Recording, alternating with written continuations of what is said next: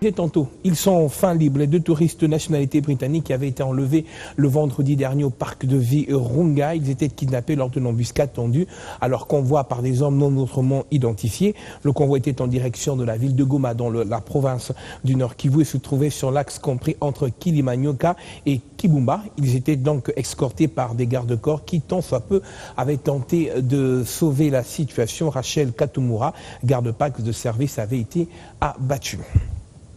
Cette situation, il faudra le dire, s'est déroulée ce vendredi, jour même de la journée internationale des écosystèmes. Ils sont plus de 20 000 espèces animales et végétales en voie de disparition imminente, chaque année répertoriées par l'Institut international de conservation de la nature.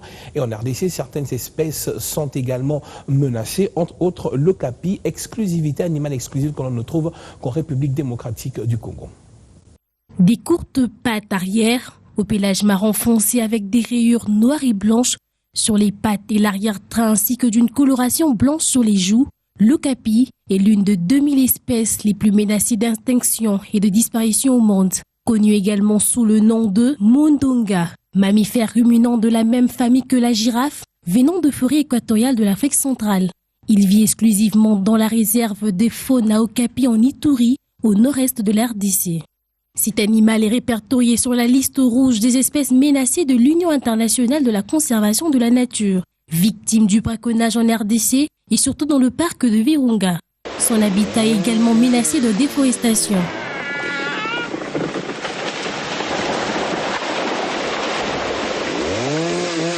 Alerte lancée depuis décembre 2013, faisant état de toute forme de menace qui pèse ce trésor de l'humanité. Il mesure environ 1,80 mètres de carreau et pèse au maximum 200 à 230 kilos.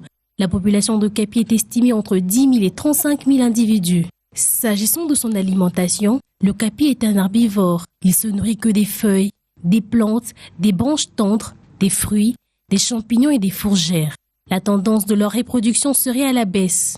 Sa reproduction a lieu de mai en juillet, après une gestion de 15 mois environ. Son espérance de vie varie entre 18 à 20 ans, mais une fois en captivité, il peut aller jusqu'à 30 ans. Le monde entier a des yeux rivés sur cette espèce rare trouvée uniquement en RDC, d'où l'importance de pérenniser par le changement de comportement de l'homme envers la nature.